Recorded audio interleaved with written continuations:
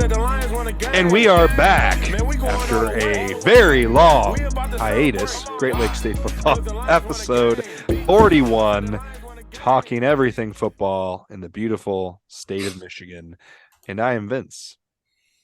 And I'm Kory. And the Lions are playing for a playoff berth, baby. And I'm Brett, and sad to say Michigan's football season is over with, but I'm all in on the Lions this week, 100%. Very exciting for all of us Detroit Lions fans out there. We talked, obviously, before the season began of our kind of thoughts on, Hard Knocks and coming into this second year with MCDC. And, I think there was a lot, I think we mentioned this in an episode back in August or something like that, all the hype from Hard Knocks, I think, I don't know what the right word would be, kind of distracted. It kind of, embellished, I guess, people's expectations or, skyrocketed them. And I just said I was going to be happy if they doubled their wins, and they now have a chance to triple their wins, which is pretty crazy. If they do pull off this win in Green Bay on Sunday to go from 3 wins to 9 wins in year 2 with, a second-year head coach, period. This is only his second year ever as a legit full-time head coach. I don't really count his interim period as a legit coaching stop because he didn't, really get a chance to do anything in terms of building his franchise or his culture, whatever. But very excited for Dan Campbell and the Detroit Lions. And obviously, if you're a fan of the franchise, like all three of us, that there's nothing more exciting than the opportunity to get in the playoffs when it doesn't happen very often for the Lions, looking for that spot in the first time in 6 years. Unfortunately, they do need some help. We need our boy Matt Stafford, who unfortunately hasn't been playing due to injury, to get his Rams fired up, get Baker Mayfield to take down the Seahawks for us.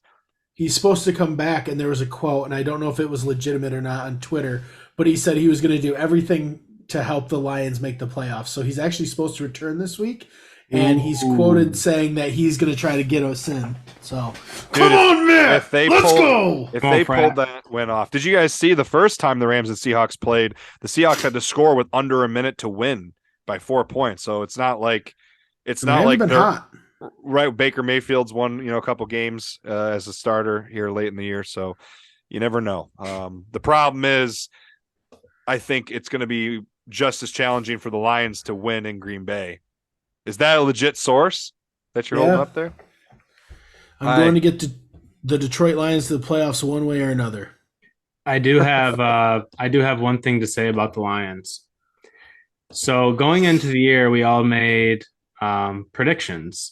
Kory and Vince both predicted the Lions to end up at 9-8, and I predicted the Lions to end 8-9. So they're meeting expectations, and some of us are going to be correct, or someone's going to be correct, one way or the other. I hope you guys are correct. I just love that the three of us, I feel like we're right at like legitimate expectations, because some people I feel like came into the season expecting the world. Like, I think some people were thinking 10 or more wins, and I knew that was not going to happen. I thought 9 was high. I thought 9 was on the high end. I thought you were probably more on the money, Brett, with like 7 or 8 wins. But I will say, early in the year, it looked really bad. And at one point, I looked at that team and said they shouldn't even be competing in the NFL. So I'm just happy they pulled it together. Well, I mean, if you go back and look at those 6 losses in that 7-game stretch to start the year, of those 6 losses, I think 4 of them were 1-score games, if I remember correctly. Maybe even I think I was just looking the other day, and I thought of their 8 total losses, 5 of them were by 7 points or less.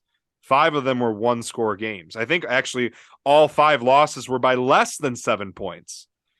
Their only bad losses were to the Panthers, the Patriots, and the Cowboys. And even the Cowboys one slipped away in the very end in the fourth quarter. It just slipped away in the very end in that fourth quarter. I mean, but I'm not attacking your manlyhoods. I'm just saying there was a point during this year that it was bad. I would argue they didn't look good. They didn't look good. Their offense has been great all year. Their defense at one point was abysmal. My argument is they've really only had 2 like ugly losses. The other 6 losses were all like they were winning or right there to win the game. Yep. Or You play to win the game. You do. You play to win the game. The Lions in 2022 are the team that can and will. Dan Campbell. I said the Lions won a game. They're going all the way. I will say, though, if they win in Green Bay, suck Green Bay's hopes out, and Aaron Rodgers just sits on that field and cries, I will be so happy. That's so happy. I know we don't want to spend too much time here on the Lions, but because we have a guest that we're going to chat with here in a second. But I've seen Lions. I don't know how much time. I know Kory spends a lot of time on Twitter. I don't know, Brett, how much you do, but there has been Lions fans. I should put air quotes fans. I don't know how much of real fans these people are, who are like bitching and crying about them not being able to make the playoffs because the Seahawks were going to win and the Lions. What's even the point? They should play for a better draft pick. And those people are the worst because those are the same people who were shouting same old Lions through that 1-6 stretch this year. And it's like, you can't have it both ways. There's a lot, even if they don't make the playoffs, if the Seahawks win, the Lions still have a lot to play for. They would have the best divisional record at 5-1, right? Because even they would have a better divisional record than the Vikings because the Vikings had 2 losses. They would beat Green Bay twice in a year. I mean, how many times have the Lions swept Green Bay in the last 30 years? So to beat them twice. Probably. Yeah, so to beat them twice in the same season, to knock them out of the playoffs on top of that, and to finish with a winning record after the last time they had a winning record, I think was Caldwell's final year. I think they went 9-7. They went 9-7. They put in the playoffs. They played Dallas. No, Caldwell's last year, they did not make the playoffs at 9-7. 17. I think that was 17. They missed at 9-7, and then he was fired. So it's been 5 years since they've had a winning record. And let's not kid ourselves here, Lions fans. A winning record for the Lions is a good thing because it doesn't happen a lot.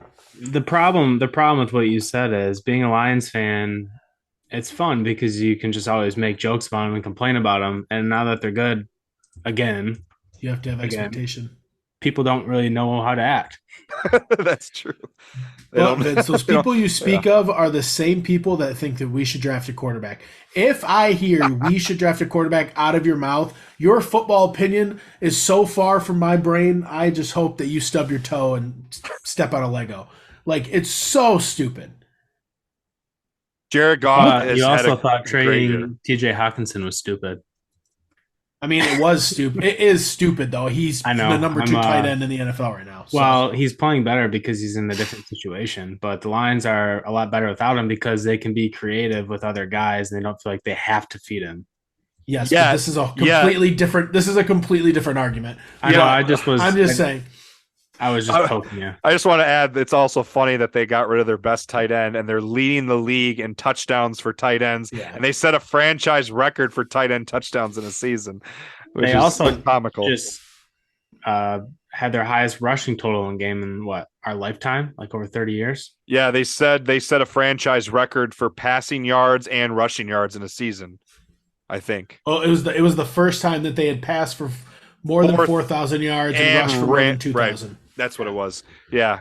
Had more than 6,000 combined yards of total offense, with more than 2,000 of them being from rushing. Apparently that has never happened.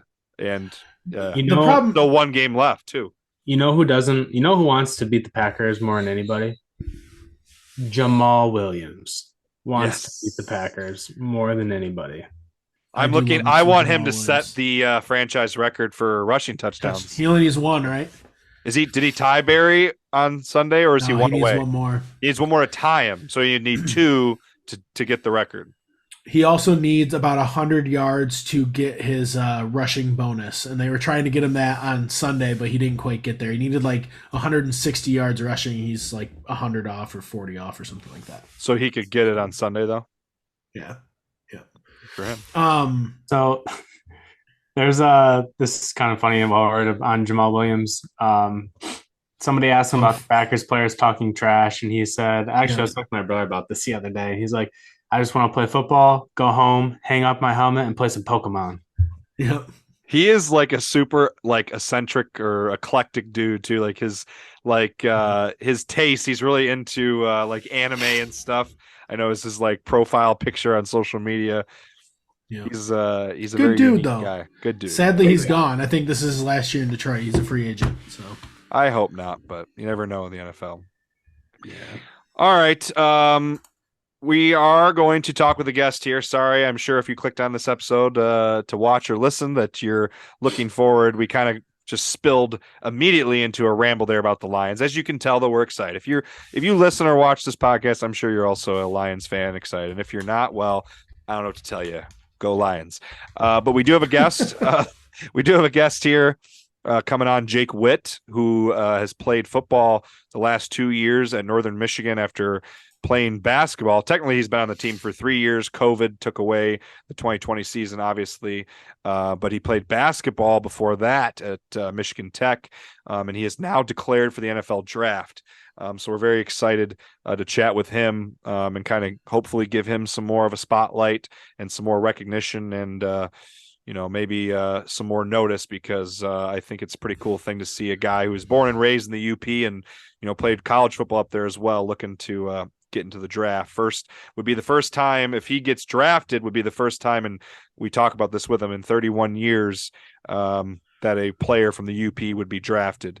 If he makes a regular season roster, same thing, be about 31 years since the last time that happened for a player from up in the UP.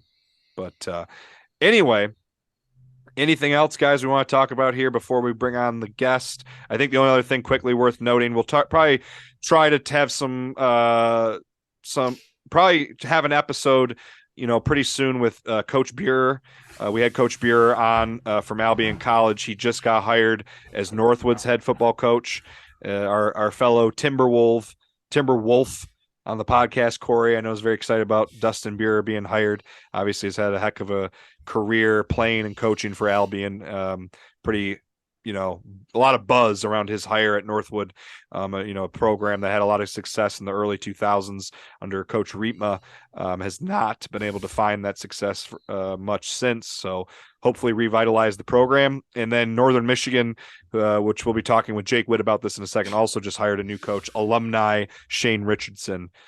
So a couple new coaches here coming to D2 schools in the state of Michigan. But the only other thing I guess worth mentioning, which I know these guys are going to hate me for mentioning this, but at least mention, I guess, Michigan, unfortunately, and Ohio State, the two Big Ten teams, not this last weekend making it to the national championship, falling just short. Both teams were right there and just, came up short by a combined 7 points between the two of them. Big Ten, unfortunately, couldn't get it done. Those Ohio were State wish they had Jake Moody. Yeah, those were some fantastic semifinal games. Let me tell you, They were. There was nothing more frustrating because I was in Mexico watching that game in Spanish, and when JJ McCarthy threw those pick sixes, just hearing the Spanish announcer just go off, it was nails on a chalkboard. JJ McCarthy! Wow! Ándale! Pero. And the celebration! It's the end zone. End zone, I think.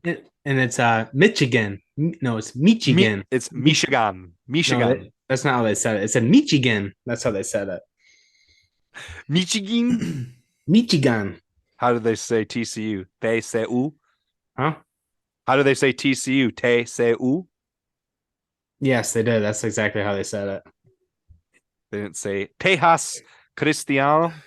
No. I don't want to talk about this because it was the most frustrating football game to ever watch. It was really exciting, though. It was a very exciting game. I would argue, would you guys say that this was the best pair of semifinal games maybe we've had? Because I feel like almost every year, at least one of them's a blowout almost every year. Last year they were both blowouts. What I was going to say, I don't think of the, 8, is this year 9? Was this the 9th? I think it started in 2012. No, 2014, because Michigan State was in the second one in 2015. I think 14 was the first one, which Ohio State won, I believe. 9th. It's the 9th. So, yeah, the 9th one. So, in those 9 times, I don't know if we've had the semifinals both be by less than 7 points and come down to the final play of the game, essentially. But anyway, we won't dwell on it too much because Manhouse Michigan fans, I'm sure, don't want to think about that anymore. But still a great season for Michigan. 2 back-to-back championships and college football playoff appearances. Obviously awesome. Still good for the Big Ten, and Penn State won the Rose Bowl, so that was at least a nice finish for the Big Ten past Monday. But with that, let's get into our interview here with Jake Witt. So we will be talking with him about his career at Northern Michigan, his time in the UP playing 8-man football, as well as his decision to declare for the 2023 NFL Draft. So please stay on, and that's coming at you right now. I'm going to go ahead and segue into the interview portion of the podcast here for episode 41. And we are joined by our first player in a while. Had quite a few coaches on recently. We have Jake Witt, who is a Bruce Crossing native from the beautiful Upper Peninsula in the state of Michigan. He's a 2018 Ewan Trout Creek grad, where he was a 2-time All-State and 2-time Upper Peninsula Dream Team pick for 8-man football, which we're obviously very interested to discuss with him. It's something we've talked about on the podcast a little bit. The only 2 seasons that he played in football were his junior and senior year. He played basketball as well. He's the Upper Peninsula's all-time leader in rebounds. He was 3-time All-State, 3-time Conference Player of the Year in basketball. And in the Upper Peninsula, he was the shot put champion and the conference discus record holder. He would go on to sign his letter of intent with Michigan Tech to play basketball in the 2018-2019 season. He would end up transferring to Northern Michigan, unfortunately, during the mess of the 2020 COVID year. So he ended up joining the team as a tight end in the spring of 2020, and he played tight end in 2021 before moving to offensive tackle in the 9th game of that season, and he played offensive tackle all of 2022. Jake has recently declared for the 2023 NFL Draft. Jake Witt, how you doing? I'm doing well. Thanks for having me. Absolutely, man. Like we were just talking about, always excited to get guys on here, even if they are from the Upper Peninsula, which is kind of a foreign place to a lot of people. We were talking about the fun weather you're having up there. Oh, yeah. Yeah.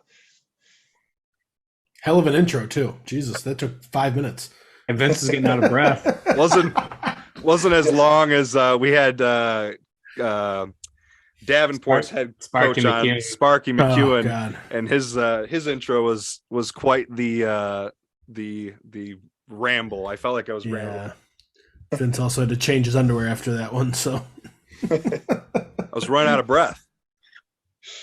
So Jake, a couple of things we want to chat with you about here. Obviously, we're going to talk with you about declaring for the NFL Draft.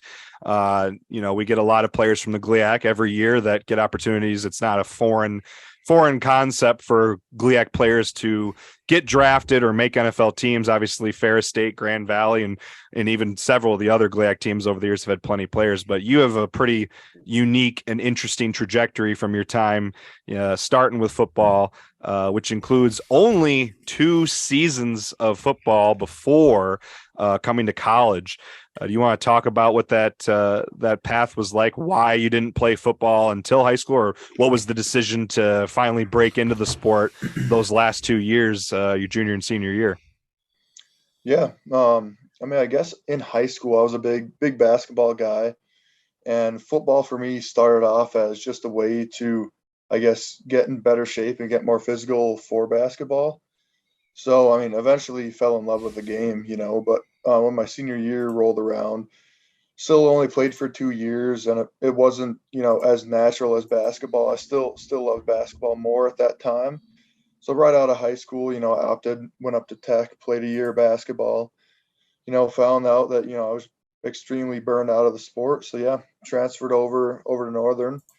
Was a student for 1 semester, and then, like you said, joined the football team in the midst of COVID. Started up.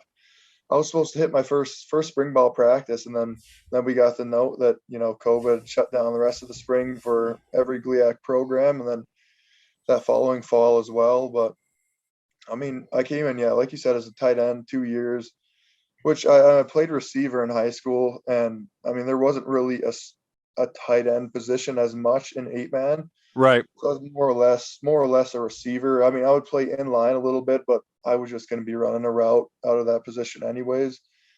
So the learning curve was huge as far as the blocking goes. I mean, I hadn't really blocked at all before, and when I did, it was against Upper Peninsula 8-man players who generally aren't anywhere as close to as big as Division II GLIAC players, you know. But Or as big as you in general. You what were yeah. you were what, 6'7", 235 in high school, somewhere around that. Yeah. That was about how big I was. And I was one of the biggest guys on the field. I mean, I mean, whenever I in stepped foot, 11-man football I was gonna teams, say, you're you're going the to be biggest guy on any you're going to be team. one of the biggest guys. yeah. But I mean, 8-man was different because you have two less linemen, and then you drop a Right. skill position player as well. So I mean, blocking was. I mean, I didn't really get into it that much, but it was just a different blocking game in 8-man, and then trying to take what little I knew up to the Division II level in college was. I mean, I basically didn't know anything about it, so I had to learn all that, learn how to play the real position of tight end, and that was a learning curve. And then as soon as thought I was getting it pretty well, I was switched over to tackle, and I In played the middle of a game, from what I've heard. yeah, middle of the Ferris State game. It was about halftime. We switched my Oh number, Jesus! switched from 93 to 65 mid game, and Did you What know a- that was going to happen prior to the start of the game, or did they just? I had no clue. I mean, it was a bunch of injuries on the offensive line that kind of spurred our coach to make that decision. But in practice, college athletics, players always have class conflicts and whatnot. They'll have to miss a practice here and there, and we had a rough span. I think it was midterm exam week or around there, so there were players missing practice quite often. So there'd be times where I'd be playing second string right tackle as a joke. Oh, okay. On a day we'd have to fill in because of people were missing. But I'd play a few reps, everybody would laugh, we'd watch it on film the next day and all this stuff, but never thought I'd have to come in and actually play it, much less middle of a game switch over with little to no preparation. But yeah, that was quite the experience. I mean, I was extremely nervous going into the game in a new position, but at the same time, I had nothing to lose at that point. Against a DN that was running for the Harlan Hill too. I was gonna say, against- playing a D against line the that sent Yeah. multiple guys pro. Yep. You guys are pass heavy, correct? Yeah, we're pretty pass heavy. This past year we were a little more run heavy. I would say it was pretty close to an even split. We were on a pro style scheme, but yeah, we've generally been pretty pass heavy. But this year was a little different. We had a new offensive coordinator, so he kind of changed it up a little bit. He liked the run game a little more, and we had a great running back. I mean, I would argue best in the GLIAC on our team, and we made him run this year for sure. I just asked that because I can only imagine. I feel like if you're a run heavy team and you got tossed in at tackle, like, okay, you just maul it up, go big on big every play. But when you're put on an island as a tackle and then you have to pass block somebody who knows how to actually play their position, Yeah, I just laugh because it'd be like, I can only imagine. I haven't obviously seen the film, but I would love to watch that film. oh, it was you would watch it and it looked like me doing lane slides in basketball, because that's the only thing I knew how to do at that point as far as pass blocking. I mean, it was atrocious to watch, but I mean, got the job done and played well enough to where kept me there the rest of the season, and then evidently this past fall also. So coming into this season, there's a few things I wanted to ask you about, some of that stuff you're talking about in terms of your transition between the basketball and the 8-man football. I guess the first thing is, coming from 8-man football, you just mentioned how that, obviously was a tough transition, a lot more to learn, especially because it's not like you got experience or reps learning 11 player football until the collegiate level against really good football teams, unless you count Prague. I'm sure you got some time in camp and the little bit of spring ball, I guess, whatever, or you didn't even get spring ball, I guess, a little bit of camp time that you had last year. Was there anything you did coming to this season, to maybe kind of catch you up even more? Did you watch any extra film? Was there, anything you were doing on your own to kind of, bridge that learning curve, that lack of experience at the position coming into this last year?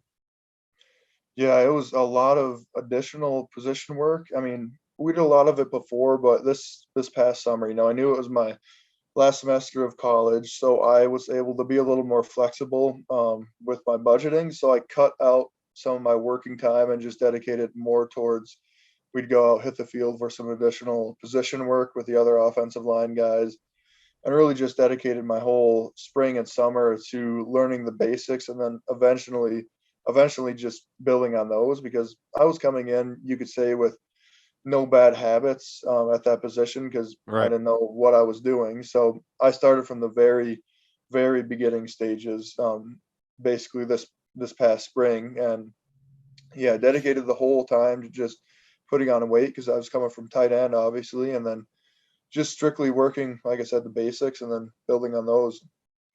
Would you say you mentioned basketball, that background helping you in that kind of spur of the moment position switch in the middle of a game? Would you say since that position switch, since you've really had some more time to dive into learning offensive tackle, is there anything else from your career playing basketball that you've tapped into, to kind of help play the position at all? I think the biggest thing with me being able to pick up the position this quickly, I would actually probably attribute to just my footwork from basketball. I mean, I'm able to, I, I mean, it bettered my, um, eye foot coordination, and that was really the biggest thing because it's mostly footwork. Once you get to this level, I mean, everybody has the body, the strength, and whatnot to play that position. So it was really just all about getting that footwork down, which I had an advantage playing basketball previously. And there were things, that it kind of hurt me too. I mean, basketball, you're playing up high quite often, and it was different because when you're in the trenches, I mean, I learned quite quickly that you can't be playing too high up. I mean, you're gonna get blown up. So that was a big learning curve for me. It was just playing lower, and I mean, being a taller guy, that's still an issue I have. But yeah, that was probably, I would attribute basketball to being the biggest reason why I'm able to pick it up, just because of the footwork mainly. I was going to say it's easier to turn a skinny guy fat than it is to make a fat guy skinny. So you Yeah, definitely had that going for you. right. Oh, that should put that on like a motivational card or something for Yes. for that For offensive linemen. that position group in their meeting rooms. You should have that on the wall or something. Hang that up. On the door, yeah. Do you technically still have 2 years of eligibility? So kind of getting into this season and declaring for the draft. Do you technically still have 2 years of college eligibility left if you wanted it? Just one, actually, Okay. just one, because um, I had joined the team before COVID, so that, or like during that semester when COVID hit, that they did not give an exemption for. So that was a semester that I used as well.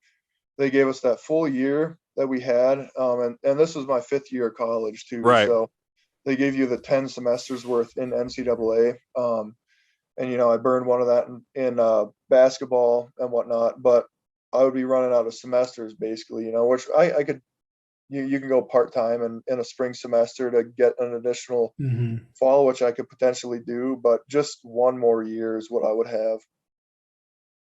And so coming into this year, was there any sort of inkling or, was that idea growing in your mind, or it's one of your coaches or someone close to you talk to you about the idea of possibly after this season declaring for the NFL draft? Or is this something that kind of came to fruition throughout the season, and by the end, by this, past November, was a real dream that could potentially, be made?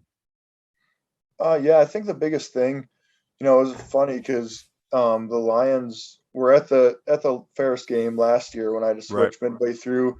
They were scouting, the Ferris State defensive ends and whatnot because they had some good players, and I played pretty well that game. So it was that was my first actual contact with the next level. They had reached out and said, "Who's this guy?" to my coaches. So that kind of planted the idea in my head, that there was that potential. So I just dedicated, this off season to getting better with the idea in my head that I was going to make a run and do whatever it took to get to the next level past college. I think it was, my strength coach here at Northern. That was the biggest influence. He runs a pro day training session in his private gym up here in Marquette every spring for the past 10 plus years. And so he's seen a bunch of guys, and he was kind of the guy that got me confident with that, showing me what I could do compared to other guys that went to the league and whatnot. So I would say he was the biggest, influence when it came to me making the decision. He didn't push me to come out this year, but that was kind of my own decision. But he was probably the biggest influence on me wanting to make a run to the next level. Was there any thought in your mind of coming back for another season at any point at Northern, or with your degree, I'm sure pretty much finished? I'm assuming you've graduated this December. Was that just, you're ready to move on to the next chapter of your life? Yeah, I actually graduated a year ago this December. Oh, So I wow. was just taking, Oh, geez. I was kind of taking classes that were geared towards me being done, after this fall. So I could have continued, but it was that, end of the year when I found out, that we had a meeting, the coaching staff was gone, and there was a bunch of, you know, people that were unsure. Players were leaving here and there, and that's kind of a reason that I just said, "Hey, let's go for it this spring," because I wanted to put myself in the best position, and I didn't know what was going to go on. I didn't know what was going to happen as far as this coaching staff being refilled, and so that was kind of a big influence for me as well. Was just everything that was going on with the future of the program I was in. So but I had this question for a little bit later, but since you're on the topic, I figure we might as well get to it now, and then we'll get back to the NFL draft. Do you have any comments on the new head coach coming in? Have you chatted with any of the new staff or with the head coach, or any speculation on any changes or anything like that? I haven't gotten the chance to speak to him. Just got back into Marquette here a few days ago, so I plan on stopping into the dome, chatting with him a little bit. But everybody I've spoken to, all the players, the strength coach I'm working with, they've all met him. Said he's a great guy, a stand-up guy with a solid coaching background too, and an NMU alumni, which is a bonus on top of that. But yeah, I haven't gotten the chance to speak to him personally, but that's going to be coming here pretty quick. I've heard nothing but good things about him so far. Well, that's good to hear that, and I feel like that's becoming. We've talked with some MIAA coaches, a lot of D3, here in the state of Michigan have alumni as their head coaches, but I feel like you're starting to see that maybe a little bit with the GLIAC too, here and there with alumni coaching at their alma mater, which is pretty cool. No, So absolutely. which can be a good thing or a bad thing. I mean, you never know. It doesn't necessarily mean it's inherently a good thing, but hopefully wish them for the best for Northern Michigan. Obviously want to see them be successful. So yeah, getting back onto the 2023 NFL draft here. Obviously, I'm sure you're hard at work preparing for that time. Big spring here coming up. Any intangibles that you think you would bring to an NFL team? Obviously, the tape is going to speak for itself, and I'm sure you'll do some testing. Do you have currently, I guess, sorry, I'll precede that question first. Do you have any pro days coming up? Are you doing the NFL pro day somewhere? Yeah, I'll be doing one mid-March, either the Central Michigan or the University of Michigan one. So you'll obviously have all your numbers out at that time, and we'll be I'll be excited to see what you do, man. That's a very cool opportunity to do that pro day. So in addition to those numbers that they'll work you through there, is there anything outside of the testing and the film that you think you would bring to a team?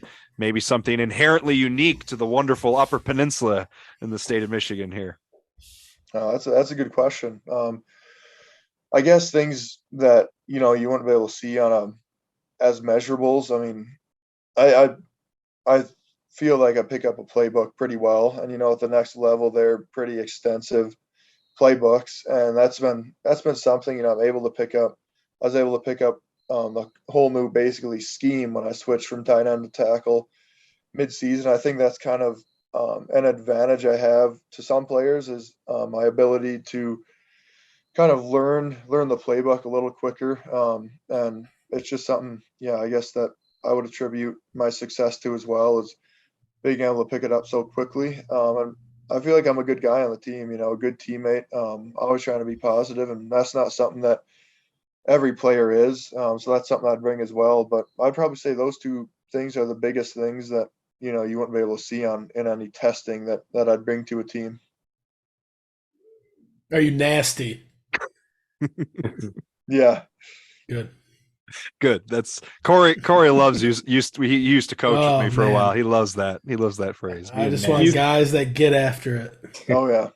What positions are you projecting to play? Just right tackle, or do you think you might get shifted over to left side potentially? Yeah, I played left side this entire year actually here. And I played right in the fall of 21. I played left this year, and of the scouts I've talked to, every team except two have projected me to play tackle. The other two projected me to cut down back and play tight end again. So we'll see. I mean, looking like I'm going to get my weight up to around 300, and then at that point, teams can make that decision. We want to put on 20 more pounds and see you play tackle, or cut you back down to 275 and see you play tight end. So we'll see. I mean, either one I'm perfectly fine with, and either one would be exciting. Not really having an idea of what that's going to entail, but I'm excited either way. How do you feel like you move? Oh, go ahead, Brett. Oh, I was going to say, I got to ask, with that weight that you got to put on, how many calories are you putting down a day? I'm putting 6,000 down right now. What are you eating? Man, I like this. There's a big protein shake recipe that I've been using for, my entire process of bulking up to play tackle, but it's basically just a huge ice cream shake with peanut butter and protein powder in it. That equals out to like 1,500 calories, and some days eat 2 of those on top of all my meals. But I'm a big chicken guy, although that's one of the lower calorie meats. But I'm a big chicken guy, and oddly enough, one of the meals I eat quite often is just stuffing and chicken. And people are thinking there you go. Outside of Thanksgiving, but that's my favorite part of the Thanksgiving meal, and I eat it throughout the whole year. Hey, that's some good calories, good carbs that I need. So it's cheap. It's easy to make. Yeah, exactly. We used to be big on Little Caesars pizza. So yep. I went into Northwood at like 275, 280. I got all the way up to like 310-ish, just under, and I realized I was way too fat. So then I lost a bunch of weight.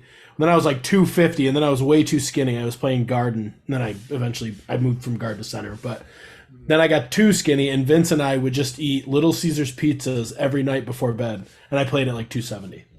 Yeah, I wish we used to have Little Caesars probably 3 blocks from my place here in Marquette, but it closed down, so the closest one's like 20 miles away. Otherwise, I used to love just swinging over there, $6 pizzas after a workout. Right. Heck yeah. It's the best value in America. I know. Can't get a better pizza for cheaper. Oh, you're not kidding. Cheapest pizza for the best pizza for the price, I guess is the best way to put it. It's not like you're not going to go to Little Caesars over your best local joint or, some of the best pizza parlors. But if you want a $6 pizza, you're not going to find a better and still enjoy it and not feel like a scumbag after you eat it. I know, you can just pull up too, and they have them in that hot case already. You walk out in 30 seconds with a large pizza. You can't get better. So you walk out with 2,000 calories just like that. Bam, eat that. You're ready to go. That's the best part. Hot and sweaties, baby. Hot and sweaties. So I'll see if Kory or Brett have anything else to add here, but a couple other things I wanted to talk to you about were uniquely Upper Peninsula related. Something that I saw because I was kind of curious myself, and I found an article that said the last Upper Peninsula football player who was actually a Northern Michigan alumnus. He was a CFL player, and he ended up making an NFL roster after a career in the CFL in 1991. With the Dolphins. His name was Chuck Klingbeil, who was a Houghton native. So that was the last Upper Peninsula native on an NFL roster. I don't know if you have any knowledge of this guy or if this is if this is something that you have any thoughts on. But I thought that was just very interesting that it's been so long since a player from the Upper Peninsula has made an appearance on an NFL roster. Yeah, I've heard of Chuck. He's a legend in the UP, and unfortunately, passed away a few years ago. But he was a legend. And then we've had a couple guys. I mean, Jace Daniels, he made the camp, got cut in camp. He's from Escanaba, probably. I think he was 2010 to 2013 in that range.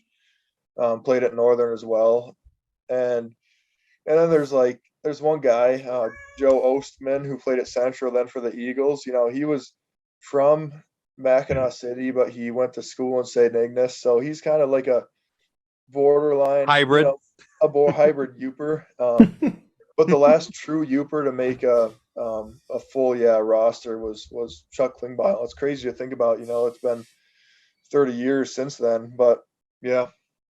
And Steve Mariucci was close. Yeah. I think he also known as the worst coach to ever coach in the NFL. Come on, man! You're not gonna slander a UP legend with a Uper on the podcast here. Hey, he's an NMU guy too. That's a double trouble. Yeah, that's a fact. So don't even argue that. I'm looking at his bio. The Lions was his last coaching job. Period. Was Mariucci's last job. Yeah. So the other one I wanted to add in there, I don't know if this is someone you had any knowledge of, but the last draftee from Northern Michigan, weirdly enough, was the same year. So it must have been the spring of 1991 that Chuck Klingbeil made a roster that fall.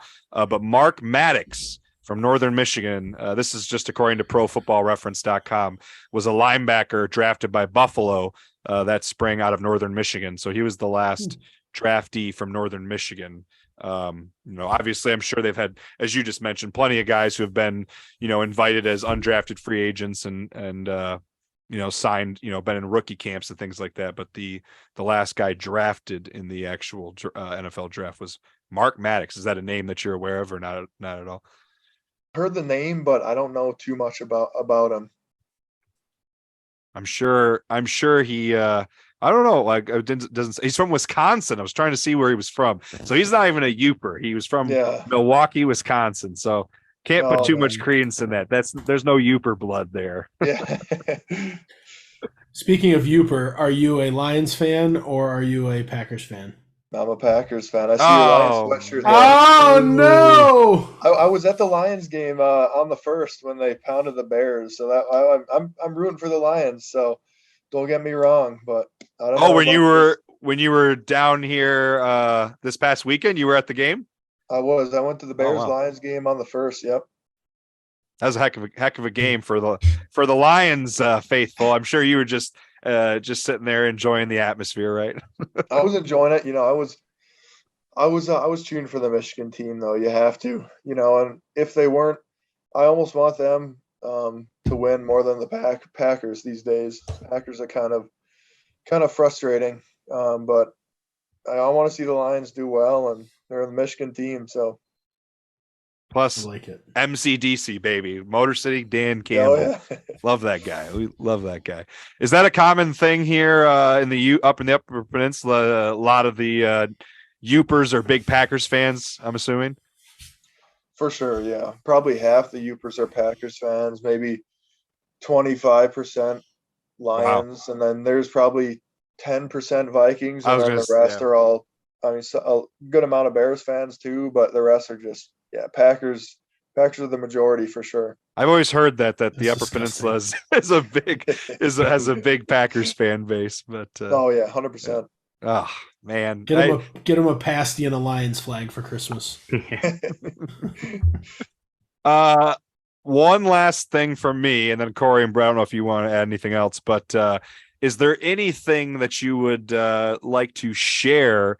About the UP in terms of if anyone happens to watch or listen that maybe has never been to the Upper Peninsula, never spent any time there. I was, fortunate enough growing up, going to Mackinac Island and then going to Hillsdale. I got to go to Michigan Tech and Northern Michigan more than once a piece. So that was always fun getting to spend time up there, even if it was just for, a Saturday.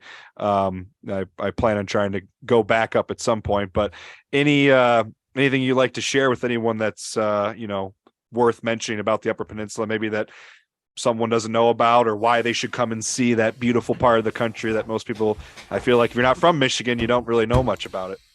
Right. No, it's UP. I mean, Upper Peninsula summers, I would argue, are some of the best in the country. I mean, awesome weather, great scenery, and it's also a good place. I mean, if you want to just escape from the craziness. I mean, I live in Ontonagon County, which is second biggest area-wise, I think, in Michigan as far as the county, but second fewest people live Right. there. So, I mean, there's nobody up here. And obviously you could go to Marquette, a little busier, but if you just want to escape, I mean, see some of the best summer scenery in the country, I would argue the UP's the place. I mean, winters are sometimes pretty awful. My freshman year up at Tech, we got 362 inches on the season, which that might have been a reason why I left Houghton. You never know, but we get a lot of snow, but I mean, summers are unbeatable in my mind.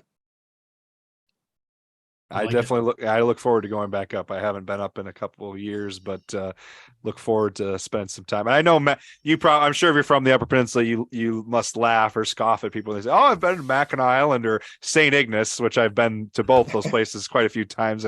I know that's like you're over the bridge and that's it. But my only experience with traveling further is when we played road games at Northern Michigan and Michigan Tech, which was a lot of fun. I'd like to do like a road trip through the UP at some point and spend a lot of time up there. Check it out. But absolutely, yeah, make it over to the West End. You'll see some good things along the way. So I would like to do that. My in-laws were just there and really enjoyed it. They always have a good time when they go up there. Brett and Kory, anything else you guys want to add? Otherwise, we can wrap it up. Go ahead, Brett. Oh, we're gonna have a hold your breath contest for a second. No, Jake, I wish you the best of luck, man. I appreciate you coming on, reaching out to us. I certainly think that the sky's the limit for you, especially with your potential. So we'll be following you throughout the rest of the offseason and through the draft process. Yeah, no, it was awesome. This was a good time. Thanks for having me. Yeah, thank you, Jake. Absolutely. Thank you, guys. Appreciate it. Absolutely. And listeners, make sure you follow us. We'll be definitely promoting anything that Jake's doing. Looking forward to seeing his process goes through the NFL draft. Please stay on and we'll wrap up the episode here in just a moment. Hope you enjoyed our interview and conversation there with Jake Witt out of Northern Michigan in the Upper Peninsula here, playing football in the GLIAC and in the great state of Michigan, declaring for the NFL draft. Pretty cool story.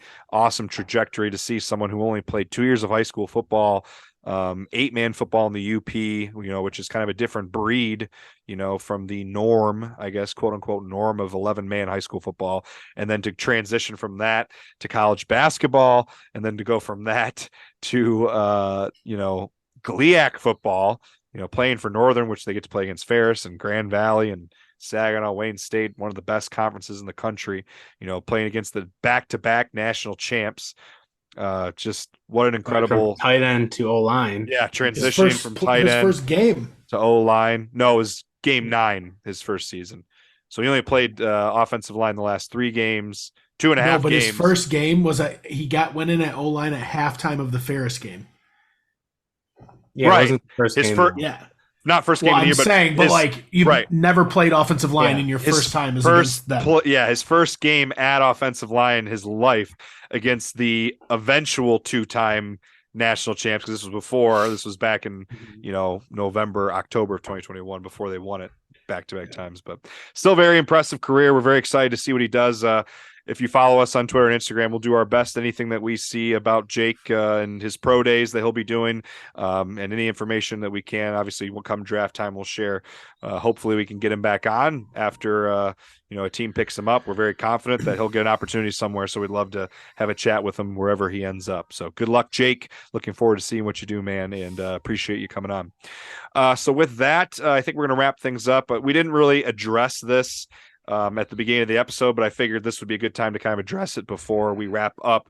I mentioned in the very opening, that we're back after a long hiatus. So we took, I think, just over a month off. I think when this episode comes out, I think it'll be 5 weeks.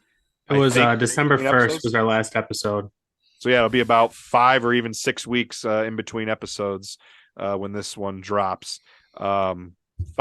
Sorry, Brett. So if you're just wondering where we went, we decided to take some time off. I had knee surgery a couple weeks after that last episode. We would already decide to take some time off, and then me having knee surgery, which I'm still recovering from. Got a new job. Kory traveling. Well, hold on. It was truly because our fans don't donate enough, so we can't afford to do this anymore. So yeah, I had to get a job. Stop it.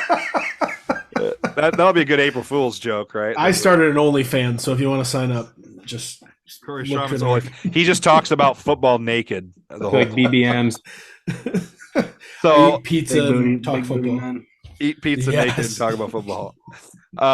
So we just and then the holidays hit, so we decided to take some time off. So if you're wondering where we're at, just taking time off to kind of regroup. And obviously, as we've mentioned before on the podcast, this is a side hustle for fun. We don't make any money off of this, so not something that we can invest our full time in at this moment. But so I just need a little time to recoup, and we'll be coming back. Obviously, with this episode's our return after a 5-week hiatus. So hopefully you enjoyed the conversation. If you're wondering what's coming next, we did sit down and kind of evaluate where we want to go in 2023. So obviously we had this interview planned for more than a month now. I think we had this interview planned at least a month. So we knew this was going to be our first episode of 2023, but we got a lot of ideas in the works, a lot of cool things that we're talking about and planning for this upcoming year. Like last year, very likely that our episodes will be, maybe only 1 or 2 per month. So probably not going to be weekly and might not even be bi-weekly. It'll just kind of depend on, if we feel we have someone interesting to get on, and then we'll discuss, any football topics we feel like. But that's kind of what we did last year is we went 1 to 2 a month. So it's probably what it's going to be like coming up here. So stay tuned. We're hoping to get another episode out actually pretty quickly. But after that, they'll probably be more infrequent until football ramps up again this fall. But thank you for everyone. We didn't mention this in our last episode because the season wasn't over yet, but now that the football season's over, thanks to everyone watched, listened, followed.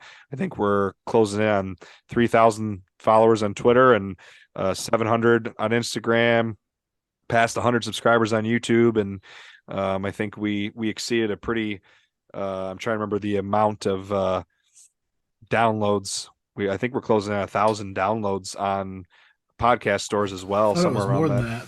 I thought it was Might be over 1,000 downloads on podcast stores. I can't remember the total number. We kind of went through what we've done because we hit a year. Our year anniversary was back in November. So pretty cool to see that following has grown in a year. So we appreciate. Thank you, anyone and everyone who has taken the time to listen to these 3 washed up schmucks talk about football. So appreciate it. But anything else I'm forgetting you guys want to add here about reflecting back on the season going into this next year?